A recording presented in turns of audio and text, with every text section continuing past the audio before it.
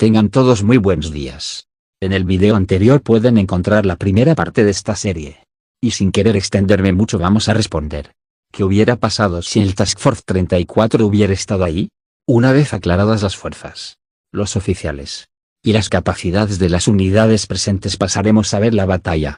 Comenzando por el escenario. Seguramente ambas fuerzas se detectarían la noche del 24 de octubre.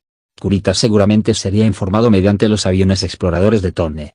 Lee por su parte, al no contar con exploradores provenientes de los portaaviones y tampoco con lanchas PT, sería mediante los aviones King Fisher del acorazado Alabama los que anunciarían la presencia de las fuerzas japonesas en la entrada del estrecho. A sabiendas de que en un combate nocturno tiene ventaja, el almirante Kurita decide entrar al estrecho de todos modos. Algo bastante similar a lo que haría su compatriota Nishimura más o menos al mismo tiempo. Por su parte, el almirante Lee, conocido por ser el principal experto en artillería de la Marina estadounidense, trataría de colocar a su línea de batalla en una posición un tanto más ventajosa para enfrentar a Kurita al amanecer. Más en específico cerca de las 5:30 de la mañana, justamente para que el sol que comenzaría a salir en ese momento cegara parcialmente a los artilleros japoneses, aumentando así su propia ventaja visual y tecnológica.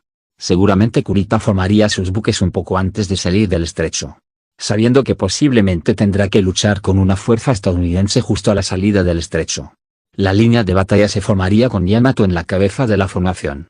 Así Kurita puede liderar a sus buques, seguido de Nagato, que era su compañero de división. Kongo y Haruna se colocarían en la retaguardia de la línea. Esto nos dejaría con una línea de batalla capaz de moverse a 25 nudos, que es la velocidad máxima de Nagato y Yamato en ese momento. Por su parte, el almirante Lee colocaría a Iowa y New Jersey en la cabeza de la formación, debido entre otras cosas a su mejor radar y al ser más rápidos. En casos de emergencia podrá desconectar ambos acorazados para avanzar a más de 32 nudos para alejarse o acercarse dependiendo de cómo avance la batalla. Seguramente Alabama esté justo detrás. Washington se colocaría en la retaguardia de la formación. Así el almirante Lee podría observar todo lo que ocurre, por lo cual tenemos una línea de batalla que seguramente se esté moviendo entre los 25 a los 26 nudos. Los cruceros estadounidenses seguramente actuarían como una formación junto a la pantalla de destructores. Estos avanzarían un poco más adelante de la línea de batalla principal. Esto para interceptar cualquier escuadrón japonés que trate de lanzar un ataque con torpedos contra los acorazados. Por su parte, las fuerzas japonesas adoptarían una posición similar, ya que los cruceros y destructores japoneses habían sido diseñados para lanzar grandes cantidades de torpedos contra una línea de batalla, por lo cual lo más posible es que la batalla se divida en dos batallas principales. La primera sería una batalla entre los acorazados al mismo tiempo que los destructores y cruceros tratan de torpedearse y repelerse mutuamente. Una vez detectadas ambas formaciones, los cruceros y destructores estadounidenses se moverían hacia la retaguardia de la formación para cubrir el rumbo entrante de la formación japonesa. Por su parte, los cruceros y destructores japoneses se movilizarían para combatir contra estas fuerzas ligeras. Ambas buscarían dos objetivos.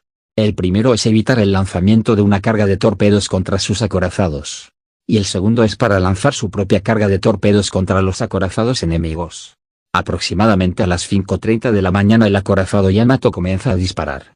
Momentos después los acorazados Iowa y New Jersey responden el fuego. Ninguno de los dos bandos logra acertar por el momento. Ambos almirantes saben el peligro que representa dejar un acorazado sin ser atacado, por lo cual las órdenes son disparar contra su homólogo en la línea adversaria. Esto significa que Iowa disparará contra Yamato, New Jersey disparará contra Nagato, mientras que Alabama y Washington disparan contra Kongo y Haruna. Las fuerzas comienzan a disparar y maniobrar manteniéndose en una distancia de entre 30 a 26 kilómetros, ya que recordemos que ambas marinas habían diseñado sus acorazados y sus planes para combatir a larga distancia. Si bien alguno podrá estar pensando que Kurita, a sabiendas de que Yamato tiene un rango superior, intente luchar directamente a esta distancia. Pero recordemos que estos están siendo cegados por el sol, por lo cual tendrán que acercarse un poco más para tratar de asegurar la precisión. Además que mantenerse a esa distancia solamente representaría que Yamato tendría que luchar solo, ya que ninguno de los tres acorazados puede luchar a una distancia igual. Por lo cual, si hace eso, Kurita estaría convirtiendo conscientemente a sus tres acorazados restantes en peso muerto, ya que al ver que no disparan seguramente Lee centre toda su atención en Yamato. Por lo cual no creo que esto vaya a pasar. Primero vamos a cubrir la batalla entre acorazados para luego pasar al resultado de la batalla entre cruceros y destructores. La batalla comenzaría como se esperaría. Ambas fuerzas maniobrarían y dispararían una contra la otra. Aproximadamente 5 o 7 minutos después de comenzar, el acorazado Washington comienza a alcanzar repetidamente al Haruna. Momentos después los otros acorazados estadounidenses comienzan a encontrar el alcance, comenzando a impactar contra sus homólogos. 5 minutos después los japoneses comienzan a encontrar alcance empezando a impactar a sus adversarios. Aunque en ese momento la desventaja japonesa comienza a ser explotada, Washington había logrado fijar el alcance y rumbo de Haruna. Este comenzaría a recibir bastante daño. Un proyectil estadounidense se estrella contra la torreta número 2, por lo cual esta comienza a incendiarse teniendo que ser inundada y consecuentemente se vuelve inútil. Varios proyectiles más comienzan a llegar repetidamente causando cada vez más daños, desactivando algunas áreas y embarcando bastante agua. Las medidas de contrainundación logran nivelar el barco para que pueda seguir luchando, pero comienzan a ralentizarlo. Esto hace que sea más fácil alcanzarlo. 15 minutos después de comenzar la batalla, Haruna pasa a ser prácticamente un barco muerto en el agua. Sus armas principales están atascadas o bien destruidas. Si bien su armamento secundario sigue siendo funcional, este ya no es un peligro latente. Alabama por su parte ha logrado impactar a Congo al menos 10 veces. Este mismo está bastante dañado pero sigue el combate, acertando al menos 3 proyectiles en Alabama que desactivan 2 de sus torres secundarias en el lado de babor, pero en general está bastante bien. New Jersey tiene un efecto similar contra Nagato, pero este último ha conseguido 4 impactos. Iowa por su parte ha hecho unos 15 impactos en Yamato, el cual está empezando a embarcar más agua. Pero en general fuera de las torres de 127 y 152 milímetros no ha perdido mucho poder. Por su parte el japonés ha logrado acertar al menos 4 veces en el Iowa, que ya comienza a embarcar bastante agua. Recordemos que debido a que utiliza un cinturón interno, las zonas que están fuera de este son bastante fáciles de inundar, por lo cual Iowa debe aumentar su potencia para mantener la velocidad. A sabiendas de que Haruna no representa más un peligro, el almirante Lee da la orden para que Washington dirija sus torres de proa contra el acorazado Congo. Esto mientras la torre de popa termina el trabajo en Haruna. Ahora enfrentándose a 15 cañones estadounidenses, el Congo comienza a recibir bastantes impactos. 5 minutos después de que haya sido alcanzado por al menos 15 proyectiles, al igual que su gemelo, comienza a quedarse bastante atrás de la formación. Las inundaciones en el Haruna logran superar a las medidas de contra la inundación, por lo cual el acorazado comienza a volcar sobre su costado de estribor. A esto la batería de popa de Washington apunta sobre los cuartos traseros de Congo. 3 minutos más tarde uno de los proyectiles de Alabama impacta directamente contra el cinturón blindado. Lo atraviesa y la de lleno en los cargadores principales de la torre número 2. Por lo cual en cuestión de segundos, y al igual que sus primos lejanos en Jutlandia, el Congo desaparece rápidamente en medio de una gran explosión, que se lleva a la práctica totalidad de su tripulación. Nagato por su parte está comenzando a inundarse lentamente tras el impactado por no menos de 27 proyectiles de 16 pulgadas. Estos han terminado de reventar la torreta de popa. Por su parte ha logrado encajar 7 proyectiles más de 16 pulgadas en el acorazado estadounidense. Este tiene una ligera inundación pero sus equipos están controlándola, al mismo tiempo que ha perdido 2 baterías secundarias de 5 pulgadas. Pero en general sigue manteniendo una lucha bastante decente. Iowa por su parte está comenzando a resentir bastante los daños recibidos. Ha sido impactado por al menos 12 proyectiles de 18 pulgadas que han dejado fuera de combate la torreta número 3 y el director de popa. Las monturas de 5 pulgadas colocadas más hacia popa también han sido destruidas. Después de 25 minutos de lucha, Congo había explotado, y Haruna estaba hundiéndose boca arriba. Debido a eso Washington y Alabama dirigen sus cañones de proa contra Nagato. Esta potencia extra hace posible que New Jersey mantenga el fuego con la torre número 3 en Nagato, mientras las torres de proa comienzan a disparar contra Yamato. A esto Kurita dirige el fuego de la torreta número 3 contra New Jersey, mientras sigue la disciplina de fuego contra Iowa con las torres de proa. 15 minutos después Nagato ha sido silenciado. En total los 3 acorazados han logrado impactarle con al menos 25 proyectiles más. Esto destruye su mecanismo de dirección. La torreta de popa que aún disparaba ha sido destruida por un impacto directo. Otro proyectil más encontró el puente de mando acabando con el personal, incluido el vicealmirante Kobe. La torreta número 1 tuvo que ser inundada por un incendio y la torreta número 2 fue atascada. Al no tener armas disparando, los demás acorazados comienzan a centrarse en apoyar a Iowa. Washington y Alabama comienzan a subir la velocidad hasta los 27 nudos para alcanzar a Yamato, mientras disparan cerca de su límite de fuego. Iowa ha recibido al menos 5 proyectiles más. 5 minutos después han terminado por incendiar los polvorines secundarios que terminaron siendo inundados. Los incendios restantes son combatidos por sus equipos de control de daños. y ya solo avanza a 23 nudos. Por lo cual el Capitán McCrea da la orden para virar y alejarse de la línea de batalla. Yamato había recibido 10 proyectiles más. Estos impactaron contra la superestructura comenzando una serie de incendios, que acabaron por desalojar al personal de los telémetros principales. Por lo cual ahora el fuego es dirigido desde el telémetro secundaria para las torres de popa, y desde los telémetros de las torres para la torreta 3. El resto de proyectiles rebotaron o estallaron contra el cinturón blindado. Uno de ellos inició otra inundación en el Yamato. Después de lanzar otro par de andanadas contra Iowa, Kurita se da cuenta que ya no es un peligro latente y cambia su fuego contra New Jersey. Debido a que Yamato lucha por avanzar a 20 nudos, Washington y Alabama comienzan a acercarse más. Esto hace que comiencen a disparar contra la zona de popa de Yamato. Repitiendo la maniobra anterior, dispara sus torres de proa contra New Jersey, mientras con la de popa dispara contra Alabama. 15 minutos después Yamato logró hacer 3 impactos más en New Jersey que prácticamente reventaron un par de cañones secundarios y causaron algunas inundaciones. Nada muy grave por el momento. Alabama recibe 2 proyectiles. Uno de ellos rebotó contra la placa de 457 milímetros de la torreta número 1 dejando fuera de combate 2 cañones. Otro impacto en el puente de mando, acabando con el Capitán Holden. En ese momento Yamato había sido alcanzado por no menos de 35 proyectiles más. Estos impactaron contra la zona de popa mayormente. Uno de los de Alabama estalla contra la placa frontal de 650 milímetros que si bien repelió el proyectil, detonó en el aire. Esto lanzó metralla que dañaron los cañones 1 y 2 de la torreta, por lo cual la torre solo cuenta con un cañón operativo. New Jersey por su parte logró dañar la superestructura restante, desactivando los telémetros secundarios, por lo cual los artilleros japoneses pasan a los telémetros de las torres. También causó varios incendios e inundaciones que poco a poco comienzan a superar las medidas de contra la inundación. Poco a poco comienza a perder velocidad. Primero baja a 18 nudos, y luego a 14 nudos. Lee ordena a New Jersey que vire sobre babor para no alejarse demasiado de Yamato, mientras Alabama y Washington logran disparar sus torres de popa contra Yamato. Con 25 cañones en contra, Yamato comienza a ser bastante dañado. Ninguna de sus armas secundarias de estribor están funcionales y los impactos en los cuartos traseros destruyeron el timón. El resto de proyectiles lanzados rebotaron contra el cinturón o estallaron contra el casco abriendo más agujeros. Las inundaciones resultantes y las correspondientes contrainundaciones para nivelar el casco hacen que Yamato esté peligrosamente abajo en el agua.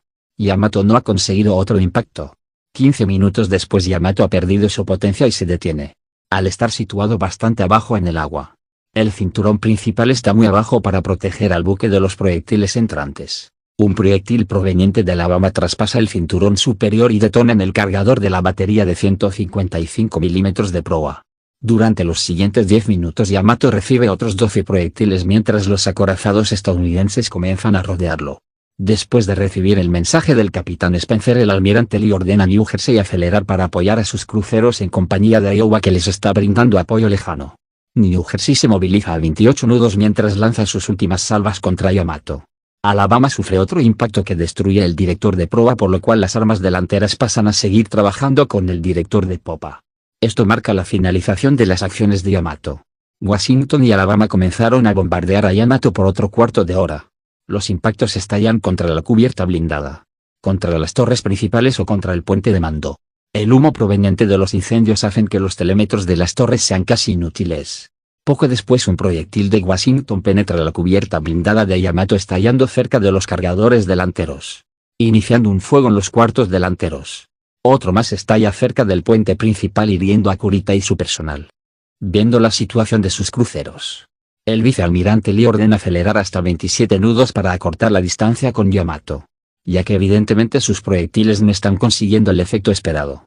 Si bien Yamato logra disparar un par de veces más, su escora y la gran cantidad de incendios hacen bastante difícil el apuntar efectivamente. Aunque logra hacer un impacto más en Alabama, dañando las calderas. Después de acercarse, los 2 acorazados estadounidenses comienzan a rodearlo, reanudando el bombardeo con todas las armas en rango, incluidas las de 5 pulgadas, debido a que estaba demasiado abajo en el agua. La mayor parte del cinturón principal de Yamato no puede protegerlo. La mayoría de proyectiles comienzan a llegar. Algunos impactan y rebotan efectivamente contra la cubierta blindada. Otros estallan dentro de la superestructura. Durante los siguientes 5 minutos al menos 20 proyectiles más han acertado en Yamato. Uno de los de Washington en particular entra por sobre el cinturón principal, encontrando de lleno uno de los almacenes de munición detonando esta misma. La colosal explosión actúa como una prueba irrefutable de la destrucción del acorazado. Con esto presente Lee ordena a ambos acorazados avanzar hacia el sur para apoyar a sus cruceros. Si bien ambos mantienen una velocidad estable de 27 nudos, Alabama se ve obligado a reducir la presión en sus calderas. Por lo cual después de notificárselo a Lee, Alabama baja la velocidad hasta los 15 nudos mientras Washington aumenta la velocidad hasta el fondo, avanzando a 28 nudos.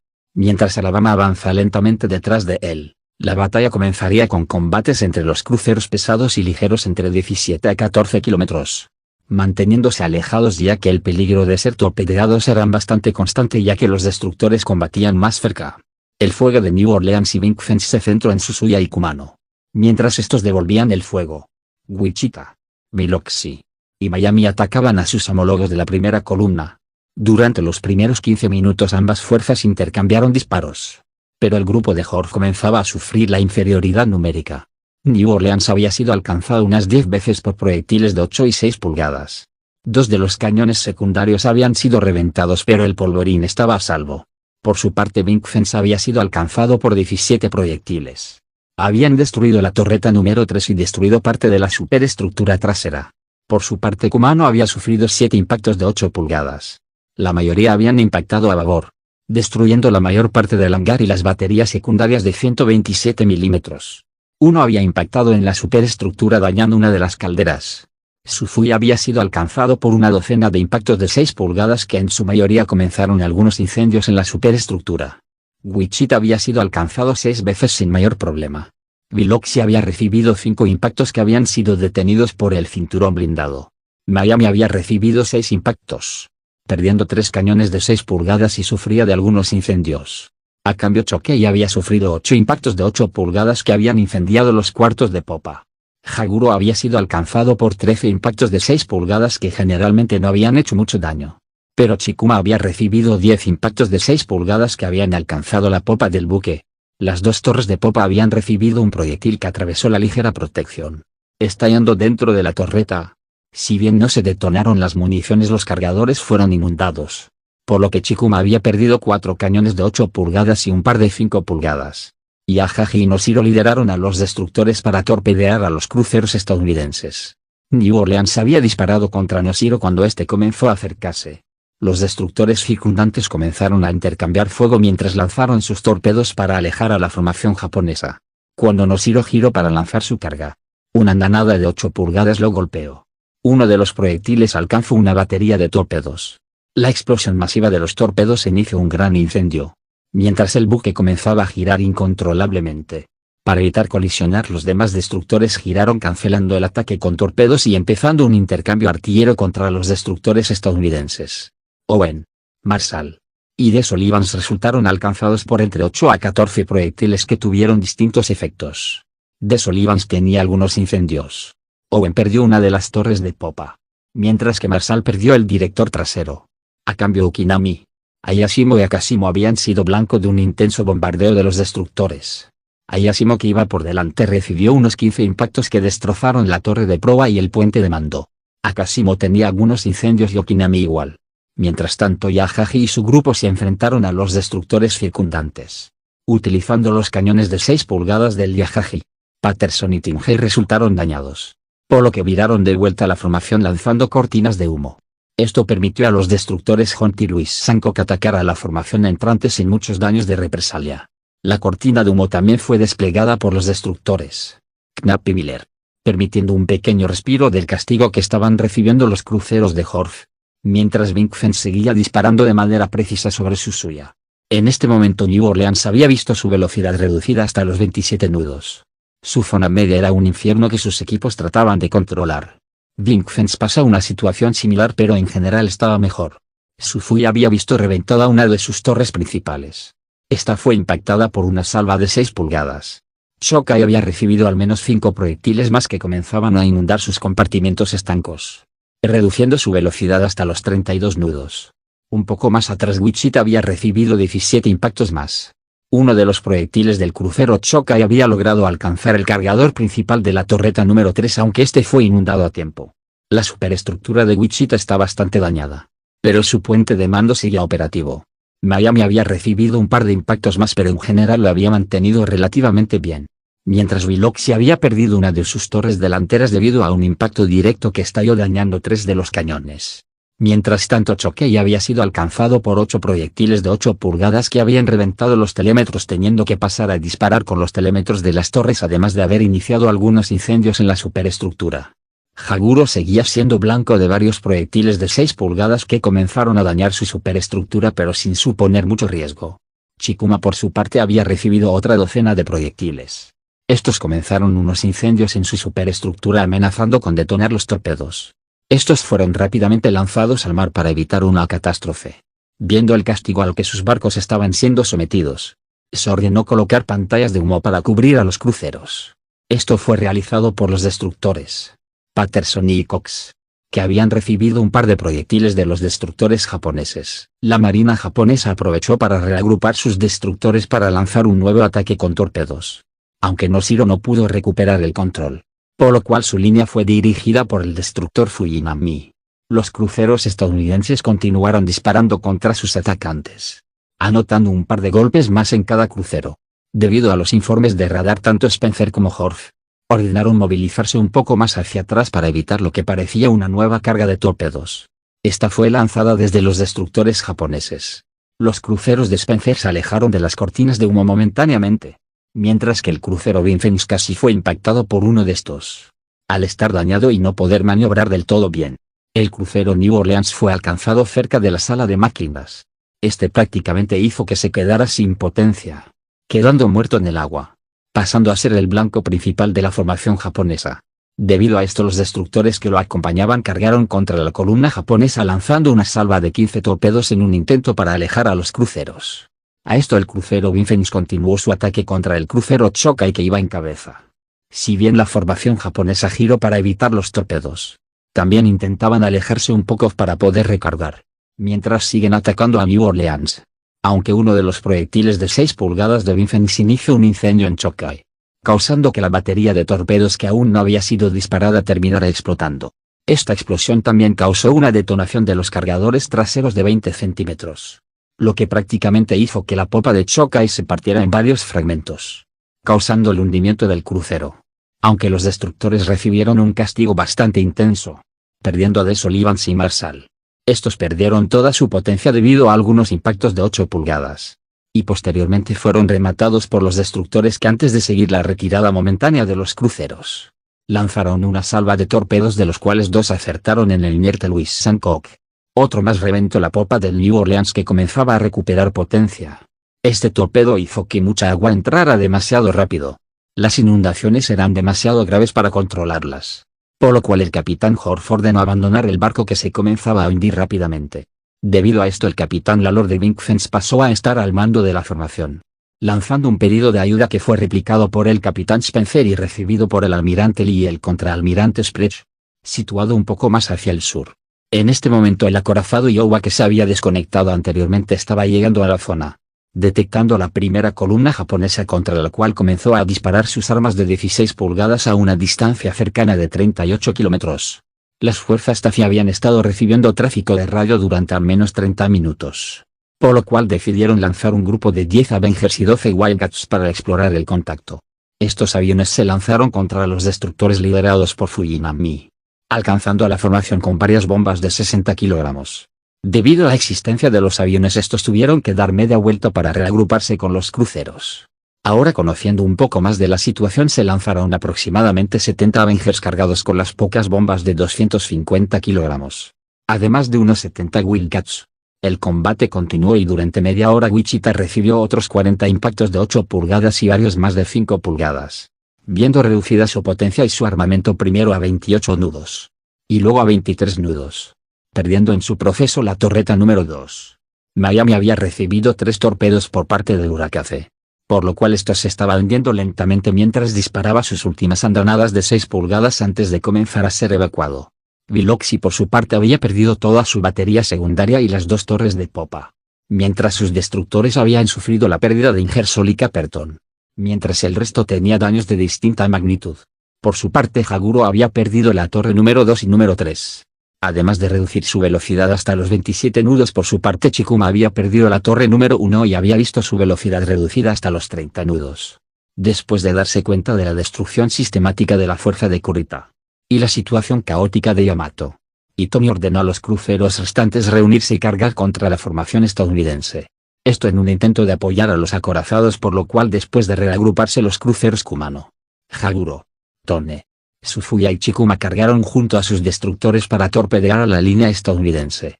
Pero había un problema. Debido a su ángulo de acercamiento, las armas con las que aún podían dispararse se vieron reducidas, ya que las torres de popa quedaron fuera de ángulo. Además, esto exponía bastante a las torres ligeramente blindadas. Por lo cual Wichita, Biloxi y Vincennes comenzaron el contraataque, alcanzando la torre número 1 de Kumano y destruyendo la única que sobrevivía en Haguro. Además, los destructores estadounidenses realizaron una carga contra sus homólogos para tratar de evitar el lanzamiento de los torpedos, enfrascándose en un combate bastante frenético que terminó con el hundimiento de 4 destructores japoneses y 2 estadounidenses. A esto el acorazado Iowa había reducido su alcance, logrando impactar 2 veces al Chikuma, haciendo que este pierda su potencia y se quede muerto en el agua. Aunque realmente este seguía disparando contra Vincennes, Hitomi sabe que la presencia de Iowa representa 2 posibilidades. La primera es que pude ser separado debido a que la fuerza de Yamato se haya visto reducida y no era necesario en esa batalla, por lo cual los demás acorazados comenzarían a arribar a la zona. La segunda posibilidad es que sencillamente se desconectó debido a los daños. Esto debido a que todavía es visible una gran cantidad de humo a bordo del acorazado. Independientemente de cuál de las 2 posibilidades es la verdadera, Hitomi sabe que su fuerza pronto será atacada por nuevos aviones. Si continúa la carga, casi sin duda podrá acabar con los cruceros estadounidenses. Pero no puede saber realmente cuántos torpedos quedan en los destructores, por lo cual podría perder aún más barcos. Por lo cual ordena a los destructores lanzar pantallas de humo para poder retirarse a una velocidad de 27 nudos. Lamentablemente esto significa que Noshiro y Chikuma, los cuales no podían moverse libremente, serían abandonados. Pero si decide apoyarlos o tratar de remolcarlos, sencillamente costaría más hombres y barcos a la marina. A sabiendas de sus propias pérdidas, el capitán Spencer decide no perseguir a la fuerza japonesa en retirada, y en cambio los destructores que regresaban lanzan cortinas de humo y comienzan las operaciones de salvamento y apoyo. El capitán McCrea lanza un par de salvas más contra la flota en retirada, pero decide no perseguirlos. En cambio decide acercarse al crucero Wichita y apoyarlo en controlar sus incendios. Los aviones que habían partido de Taffy 3 y 2 atacaron a las fuerzas en retirada, impactando con 4 bombas de 250 kilogramos al crucero Yahagi, el cual comienza a arder y bajar su velocidad. De todas formas, no se efectuarían más ataques aéreos debido a que Taffy 3 y 2 habían mandado a sus 6 destructores, que comenzaron a llegar prácticamente a controlar los incendios en las naves de Spencer. Minutos después arribarían Yugers y más tarde llegaría el resto de acorazados. Mientras Lee organiza sus fuerzas, decide encomendar a los destructores entrantes la tarea de hundir el casco a un flotante del acorazado Nagato, que dispara contra los destructores con sus baterías secundarias aún sobrevivientes. De todas formas, 4 torpedos de 533 milímetros impactan contra la ya dañada estructura interna de Nagato, causando que este se vuelque y finalmente comience a hundirse. Los destructores Johnstone y Herman terminarían acabando por hundir a Chikuma y Noshiro con 3 torpedos en cada uno. Las fuerzas japonesas se retirarían bajo algunos ataques menores de Taffy 3, sin causar algún hundimiento más. Esto marcaría el fin de la batalla de Samar, posiblemente la batalla naval más frenética de la Segunda Guerra Mundial. Durante las siguientes horas, los destructores que aún pueden navegar, junto a los destructores y destructores de escoltas de Taffy 1 y 2, comienzan a rescatar a los marineros en el agua, incluidos los japoneses. Los aviones provenientes de los portaaviones de escoltas montan perímetros defensivos. Esto para evitar ataques aéreos o cualquier otra aproximación de buques a la zona. Es aquí donde tenemos que analizar las bajas de ambos bandos, comenzando por los japoneses. Estos habían perdido 4 acorazados, 3 de ellos por fuego de artillería y 1 más por torpedos. Siendo justos, la única razón por la cual Yamato no tuvo que ser rematado es por el hecho de que Lee se acercó bastante. También por el hecho de que Yamato estaba bastante inundado internamente. Chikuma y Chokai fueron las únicas bajas entre los cruceros pesados, sufriendo el resto una cantidad de daños bastante variados. Noshiro tuvo que ser rematado por torpedos, mientras que Yahagi supo mantener el rumbo hasta un puerto seguro. Shimakaze resultó prácticamente ileso, siendo ametrallado un par de veces, pero nada muy grave. Akashimo resultó bastante dañado, por lo cual este fue rematado por 2 torpedos del Shimakaze. Ayashimo fue rematado mientras trataba de retirarse lentamente de la zona.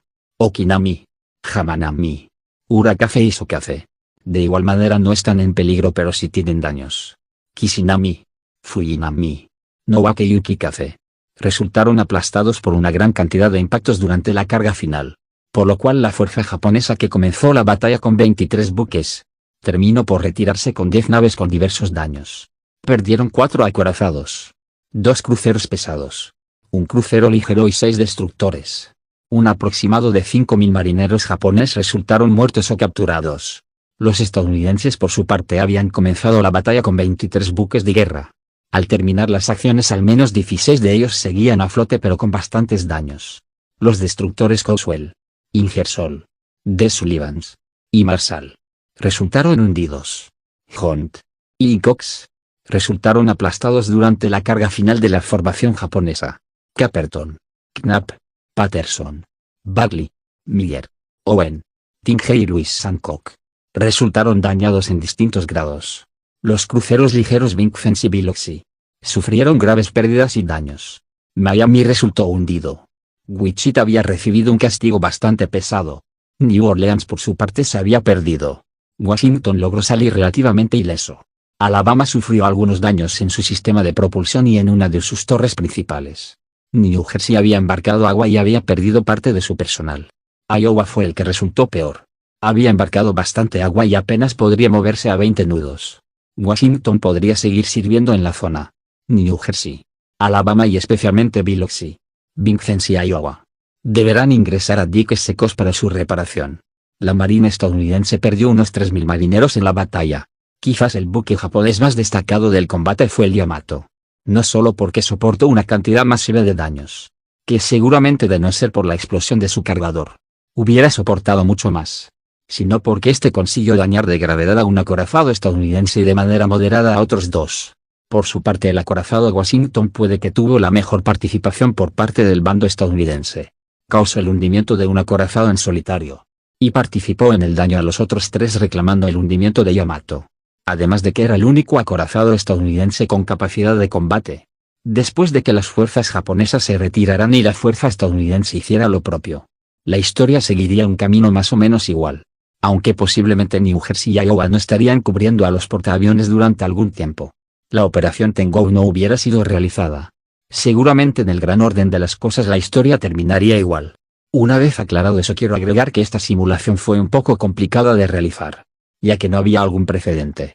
Estos fueron hechos tomando en cuenta las medidas técnicas y no fue hecho con intención de menospreciar o insultar a cualquier persona, tripulación o buque. Una vez aclarado eso me despido y que Dios los bendiga.